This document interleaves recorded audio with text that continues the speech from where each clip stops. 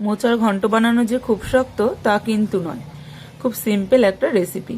নিরামিষ এবং আমিষ দুটো পদ্ধতিতেই করা যায়, বাট আমি আজকে আপনাদের আমিষ পদ্ধতিতেই করে দেখাবো। বাই দ্য ওয়ে, আমি সাথী, আপনারা দেখছেন জাস্ট আ টেস্ট। আজকে আমাদের রেসিপি মোচা চিংড়ি। এবার আমি গ্যাসে কড়াইটা বসিয়ে দিলাম। কড়াইটা গরম হতে দিয়ে দিলাম সর্ষের তেল। এবার আমি আলুগুলো ডুমো ডুমো করে কেটে ধুয়ে নিয়েছিলাম। তেলের মধ্যে আমি আলুগুলো দিয়ে দিলাম। আলুগুলো আমি ফ্রাই করে নেব। নুন হলুদ দিয়ে আমি আলুটাকে ততক্ষণ ফ্রাই করব যতক্ষণ না আলুটা স্টিম হচ্ছে। এবার আমি পাশের গ্যাসেই নুন হলুদ দিয়ে মোচাটাকে সিদ্ধ করে নিলাম।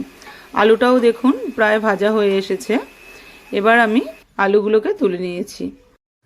ওই কড়াইয়ের মধ্যেই আমি এখন চিংড়ি মাছগুলোকে ভাজা করে নেব। একটু নুন হলুদ দিয়ে নাড়াচাড়া করে চিংড়ি মাছগুলো আমি একটু ভেঙে ভেঙে দেব, তাতে মোচার টেস্টটা আরও বেশি আসবে। চিংড়ি মাছ ভাজা তেলেই আমি এখন গোটা জিরে দিয়ে দিলাম এবং দুটো শুকনো লঙ্কা দিয়ে দিলাম। একটু লালচে হয়ে গেলেই আমি এর মধ্যে মশলা দিয়ে দেব। দিয়ে দিলাম জিরে বাটা, আদা বাটা আর দুটো শুকনো লঙ্কা। এবার একটু নেড়ে চেড়ে নিয়েই মশলাটাকে আমি খুব ভালো মতো কষিয়ে নেব। তার মধ্যে আমি দিয়ে দিলাম ধনে গুঁড়ো। এবার দিয়ে দেব সামান্য একটু নুন, দিয়ে একটু নাড়াচাড়া করে নেব।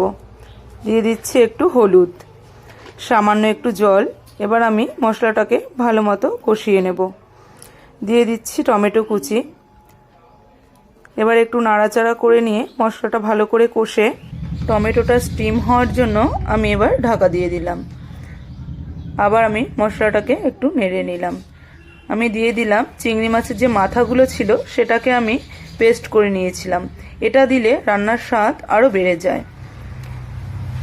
নাড়াচাড়া করে নিয়ে এবার আমার ওইদিকে মোচাটাও সিদ্ধ হয়ে এসেছে। দিয়ে দিচ্ছি ভেজে রাখা আলু এবং চিংড়ি মাছগুলোকে। হালকা হাতে একটু নাড়াচাড়া করে নেব। নাড়াচাড়া করে এবার আমি দিয়ে দেব জল ঝরিয়ে রাখা মোচা। মশলাটার সাথে মোচাটাকে ভালো করে নেড়ে চেড়ে নেব। মিশিয়ে নিয়ে এবার গ্যাসের আঁচটা আমি একটু কমিয়ে দেব। এই রেসিপিটি আমার মায়ের কাছ থেকে শেখা। মোচা আমার অত্যন্ত প্রিয়, সে নিরামিষ হোক বা আমিষ। এবার আমার মোচাটা হয়ে এসেছে।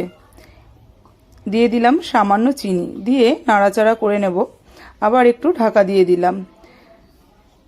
নাড়াচাড়া করে নিয়ে এবার আমি দিয়ে দেব গরম মশলা, সামান্য একটু ঘি দিয়ে দেব। দেখুন মোচা চিংড়িটি আমার হয়ে এসেছে। আপনাদের যদি ভালো লেগে থাকে তাহলে আমার চ্যানেলটিকে সাবস্ক্রাইব করবেন। চলি আজকের মতো টাটা, দেখা হচ্ছে নেক্সট ভিডিওতে।